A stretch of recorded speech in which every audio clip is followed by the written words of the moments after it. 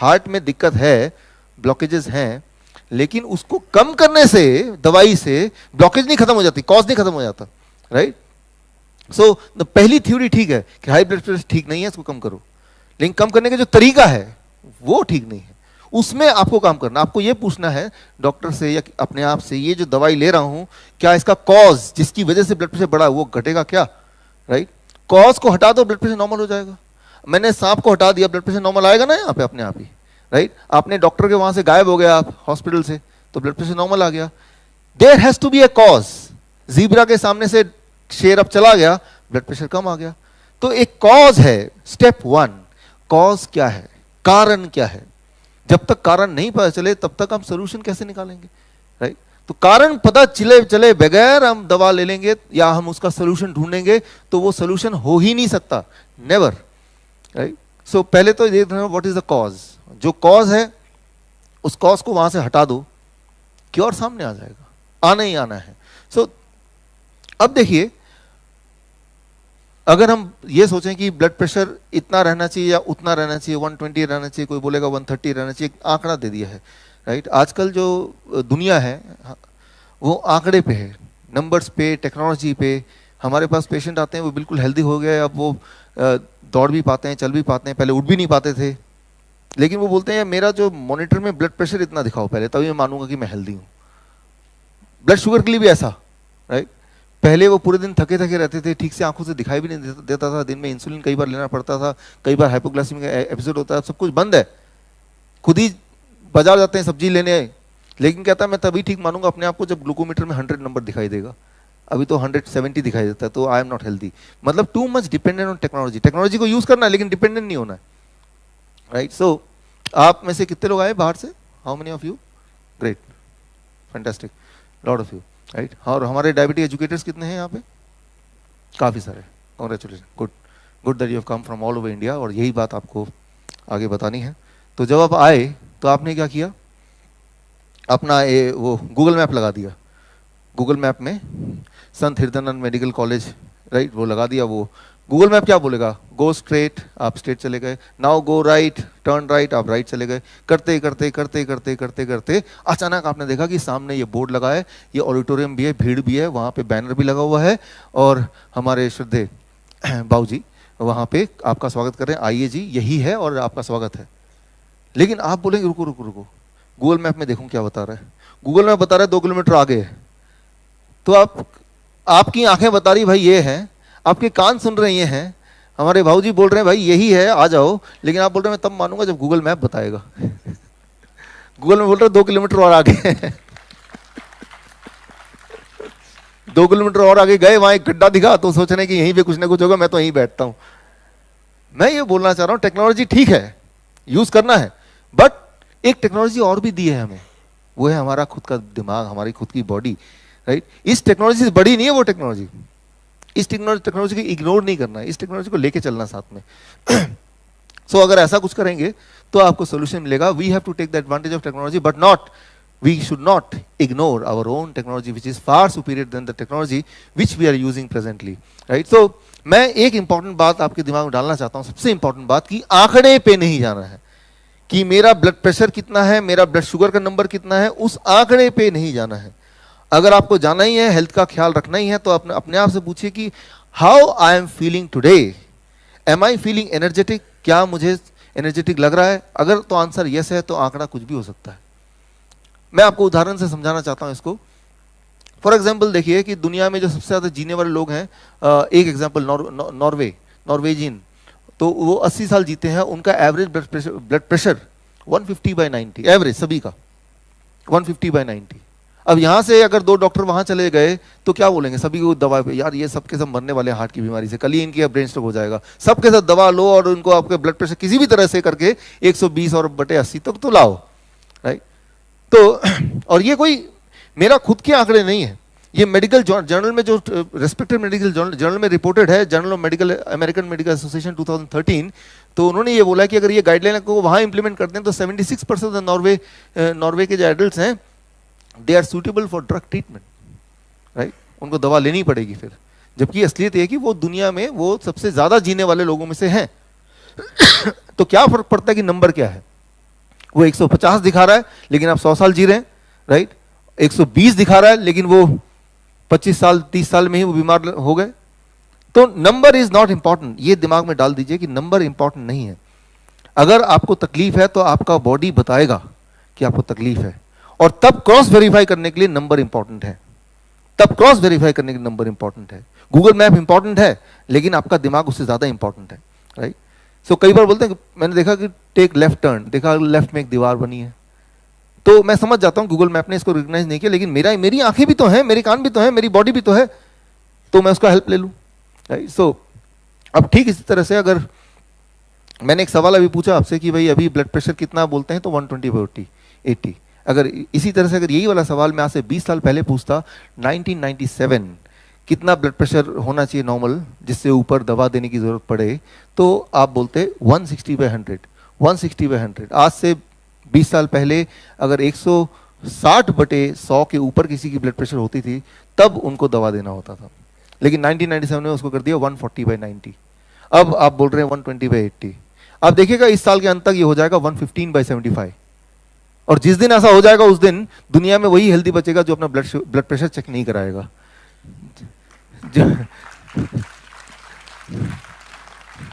जो भी blood pressure check कराएगा वो दवा लेके आएगा, बीमार बन के ही आएगा, राइट। तो अगर आपको हेल्दी रहना है तो पहला मंत्र है कि आप चेक ही मत कराओ कुछ, आप हेल्दी हो जाओगे, राइट।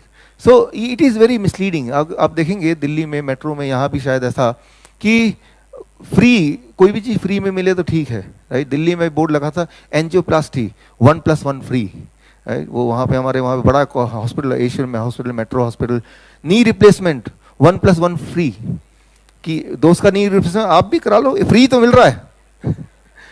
तो ठीक उसी तरह से हेल्थ चेकअप फ्री साल में एक बार, राइट। क्योंकि वो पकड़ में तो आ नहीं रहे कुछ लोग अभी भी, हाँ, तो अब फ्री को देख के वो ललचा जाएंगे, चलो मैं भी करा लो, फ्री तो है, राइट। अब बस वो एक बार ग्रिप में आना चाहिए। अब फ्री है, वो कराने चले गए मान लो, राइट, और ब्लड प्रेशर आ गया 150/90, नॉर्वेन का बंदा, और वो डॉक्टर बोलेगा कि आप तो बहुत बीमार हैं, आप पता नहीं चल के भी कैसे आए हैं, आप तो कभी भी हार्ट अटैक या ब्रेन स्ट्रोक हो सकता है। आप बोलेंगे भाई मैं तो बिल्कुल परफेक्ट हूँ, मैं तो चला। डॉक्टर आपको पहले तो कोशिश करेगा कंफ्यूज करने का, लेकिन आप कंफ्यूज नहीं हुए बिकॉज आपको पता है आपकी हेल्थ के बारे में। अब डॉक्टर क्या करेगा, एक फोन आपकी बीवी को लगाएगा, तो आप अंडरस्टैंड कर सकते हो उनका क्या जवाब होगा, वहीं पकड़ के रखिए, हम लोग सब आ रहे हैं, वहां कहीं जाने मत दीजिए। तो मतलब ये है कि अवेयरनेस का जो लेवल है वो सिर्फ आप तक ही नहीं, पूरे फैमिली, पूरा एक, तभी जाके इसमें ट्रांसफॉर्मेशन आएगा, राइट। वो रिस्पॉन्सिबिलिटी आपको लेनी पड़ेगी, आपके पूरे, एवरीबडी शुड अंडरस्टैंड कि हेल्थ के लिए, क्योंकि health is something which you are living with it round the clock. तो ये सबसे इंपॉर्टेंट एजुकेशन है मुझे लगता है, is the most important education. या मिस एजुकेशन हो गया तो दिक्कत हो गई। इंडिया में एक जगह है अंडमान निकोबार, आप में से गए कुछ लोग? गए होंगे, नाम तो सुना ही होगा। वहां पे एक टापू है जहां पे रहते हैं जारावास ट्राइबल। वहां नॉर्मली इजीली एक्सेसिबल नहीं है, वो प्रोटेक्टेड है, बड़ी मुश्किल से वहां एंट्री मिल सकती है। उन जारावास लोगों को वहां से बाहर जाना अलाउड नहीं है, और बाकी किसी को, मॉडर्न लोगों को अंदर जाना अलाउड नहीं है, ट्राइबल लोग हैं वो। वहां पे मैं गया, वहां पे एक डॉक्टर मिले, डॉक्टर RC कर, वो 20 साल से जारावास उन्हीं ट्राइबल के साथ रहते हैं। मैंने पूछा इनका ब्लड प्रेशर कैसा रहता है, तो उनका जो जवाब था, उनका ब्लड प्रेशर 100/60, 100/60, और किसी को कभी कोई बीमारी नहीं, हार्ट डिजीज नहीं, डायबिटीज नहीं, कभी ब्रेन स्ट्रोक हुआ ही नहीं, कभी 20 साल से रहते हैं। तो बोलने का मतलब यह है कि जिनका ब्लड प्रेशर 150/90 है वो भी इंसान है, जिनका ब्लड प्रेशर 100/60 है वो भी इंसान है, राइट। और दोनों के दोनों हेल्दी हैं। सो जो पैरामीटर है कि किस ब्लड प्रेशर पे हम उसको हेल्दी माने, ये अपने आप में बड़ा कंफ्यूजिंग है। अगर सोचिए आपके शहर से दो डॉक्टर यहाँ पे नियुक्त हो जाए तो क्या करेंगे वो? अरे बाप रे, इतना कम ब्लड प्रेशर, सबको तो ब्लड प्रेशर उठा के 120 से ऊपर तो लाओ कम से कम।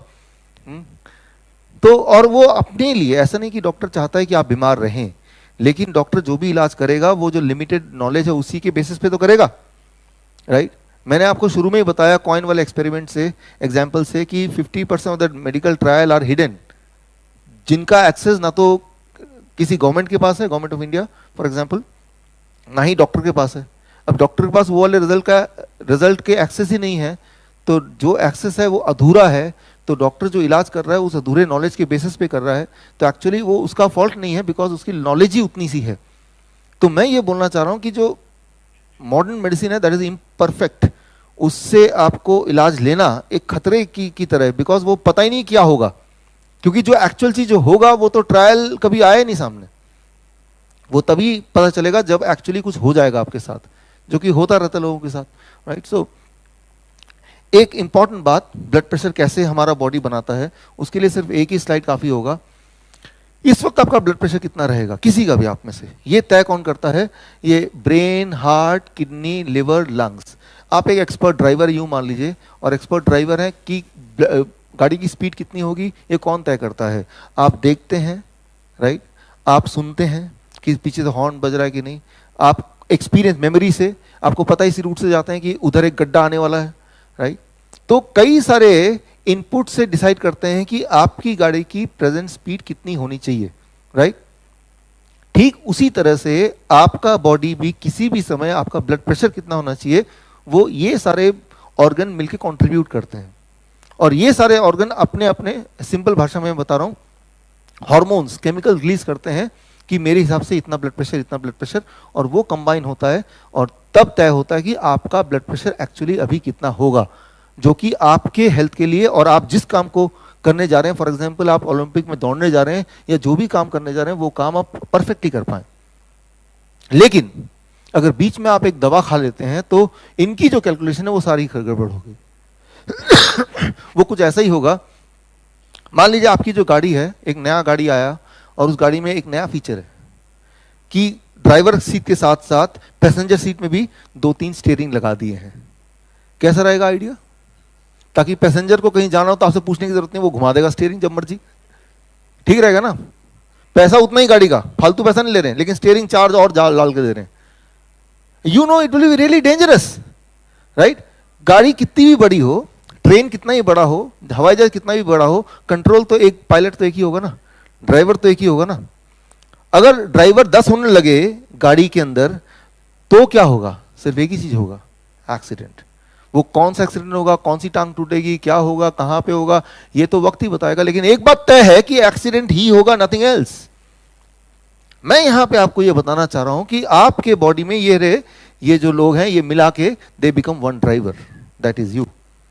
अब ये ड्राइव कर रहे हैं हर पल, इंक्लूडिंग इस पल भी डिसाइड कर रहे हैं आपका ब्लड प्रेशर कितना होना चाहिए। लेकिन आप उस पैसेंजर वाले के साथ, जिसको एक स्टीयरिंग मिल गया कहीं से, आप उसको कंट्रोल करना चाह रहे हैं, तो ये बड़ा ही ज्यादा डेंजरस बात है, राइट। तो अपने गाड़ी का स्टीयरिंग आप किसी और के हाथ में, यानी कि डॉक्टर के हाथ में या दवा लेके उसमें आप ऐसे मत कीजिए, राइट।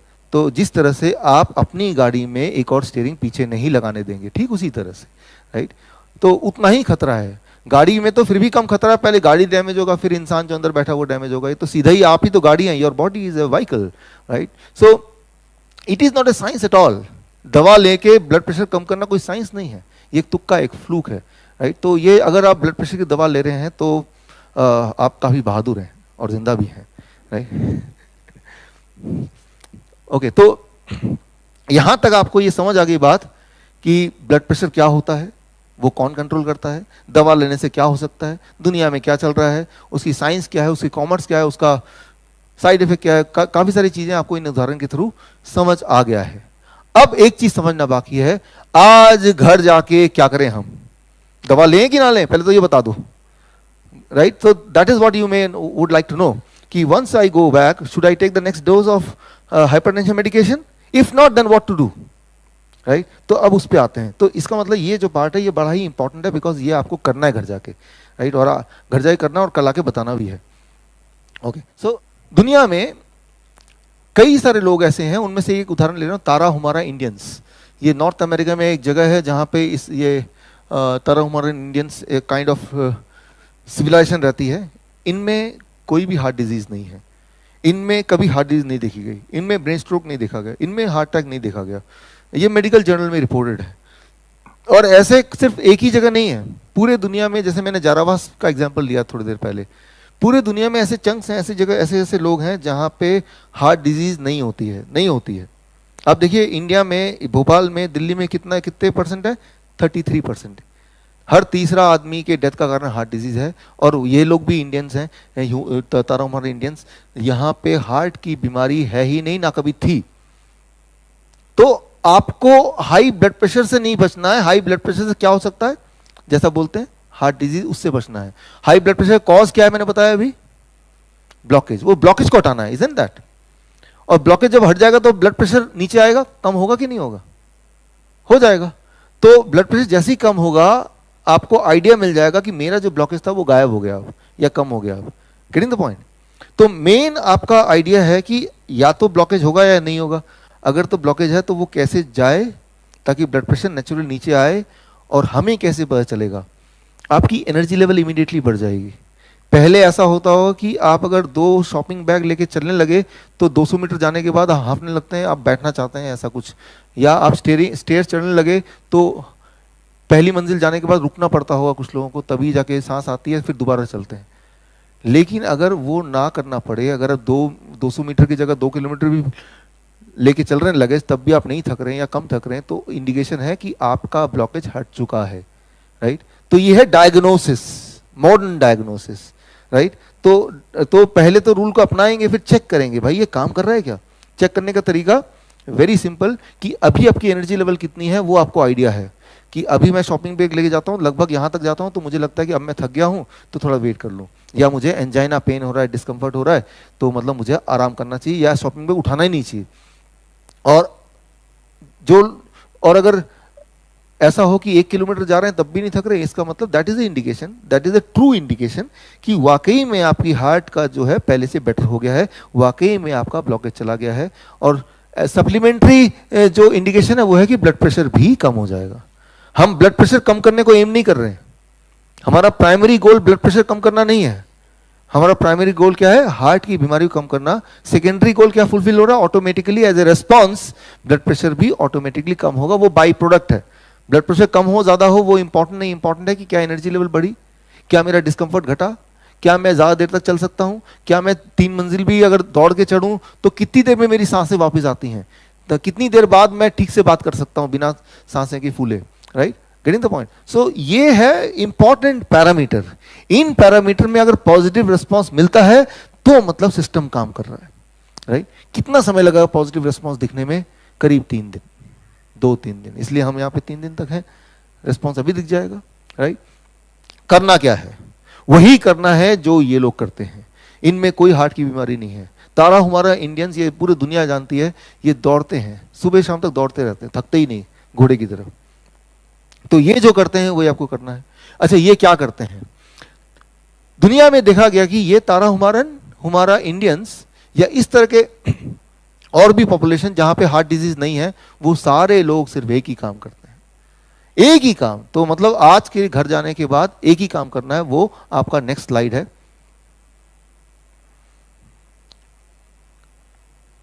ऐसे लोग, राइट, जिनका के फैक्टर कम होता है उनमें हार्ट डिजीज ज्यादा होती है, जिनका के फैक्टर ज्यादा होता है उनमें हार्ट डिजीज नहीं होती है।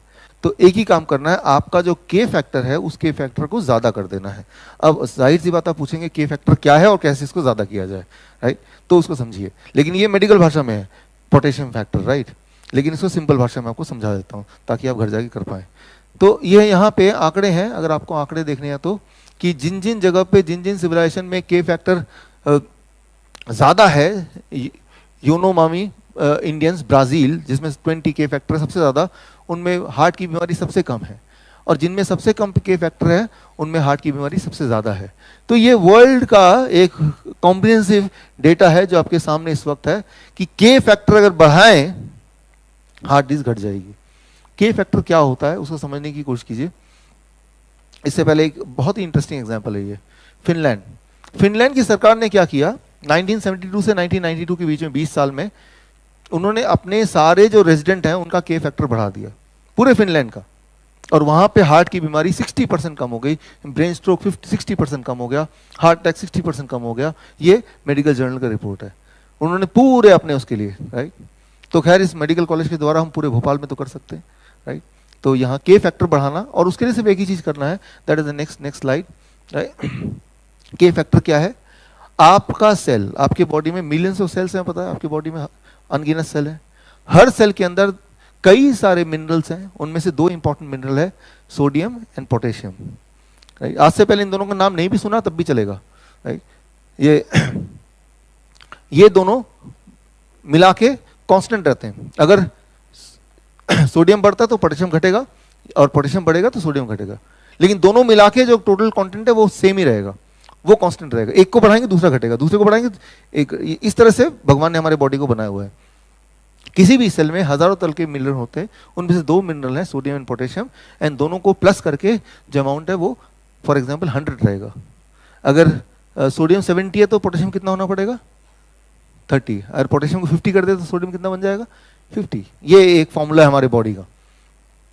तो अगर के फैक्टर को बढ़ाना है तो पोटेशियम को बढ़ाना पड़ेगा, सोडियम को घटाना पड़ेगा। तो अब सवाल आता है पोटेशियम को सोडियम को कैसे बढ़ाएं, पोटेशियम को कैसे बढ़ाएं, सोडियम कैसे घटा दें बॉडी के अंदर, वो भी एक दिन में 2 दिन में। राइट, उसके लिए हम ऐसा खाना खाएं जिनमें पोटेशियम बहुत ज्यादा है, और ऐसा खाना ना खाएं जिसमें सोडियम बहुत ज्यादा हो। सिंपल। राइट, जिस खाने में पोटेशियम बहुत ज्यादा उसको खाएंगे तो पोटेशियम फैक्टर बढ़ जाएगा। राइट, लेकिन अब सवाल क्या आएगा, कैसे पता चलेगा कि भाई, कैसे पता चलेगा खाने की शक्ल देख के कि इसमें सोडियम ज्यादा है किसमें पोटेशियम ज्यादा है। Right, how will know it. उसके लिए सिर्फ एक ही रूल, ये मेरा अगला स्लाइड वेरी वेरी इंपॉर्टेंट। भगवान का दिया हुआ जितने भी खाना है उसमें पोटेशियम बहुत ज्यादा है, और इंसान का बना हुआ जितना भी खाना है उसमें सोडियम बहुत ज्यादा है। आप देखिए, ये है सोडियम कंटेंट। इंसान का बना हुआ खाना, biscuit, muffin, bread, doughnut, burger, sodium का मात्रा कितना है 450, 600, 400, 500, 490। जबकि भगवान का बनाया खाना, टोमेटो, कुकुम्बर, लेटस, एप्पल, बनाना, इसमें सोडियम कंटेंट कितना है 3, 6, 9, 5, 7, राइट, 0.75। तो रूल ये, खाना खाने से पहले खाना आपने उठाया, अपने आप से पूछा ये भगवान ने बनाया इंसान ने बनाया। भगवान ने बनाया, खा लेता हूं बस। अगर ऐसा करेंगे, 2 दिन ऐसा करेंगे तो आपका ब्लड प्रेशर बढ़ नहीं सकता, वो घटेगा, आपको मजबूरी में दवा छोड़ के फेंकना ही पड़ेगा। As simple as that. Right, दिमाग में बस एक रूल रखिए, जब भी खाना खाएंगे ये भगवान ने बनाया इंसान ने बनाया, इंसान ने बनाया, छोड़ो छोड़ो छोड़ो। एक नियम, बस एक आइडिया है मेरे पास कि घर जाके ना, जो आप किचन में जाइए, चारों तरफ देखिए, और इंसान का बनाया सारे खाने को उठा के छुपा दीजिए, और देखिए घर में जो बचा होगा भगवान का खाना, 2 दिन में आपके घर में जितने भी लोग हैं जिनके ब्लड प्रेशर बढ़ा रहता है सबका नॉर्मल हो जाएगा 2 दिन में। राइट, ये जो साइंस है ये कोई नया साइंस नहीं है, पहली बार नहीं बता रहा मैं।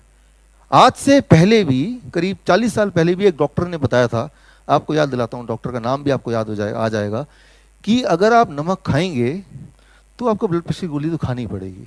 आपको याद दिलाता हूँ। सरदार, मैंने आपका नमक खाया सरदार। अब गोली खा।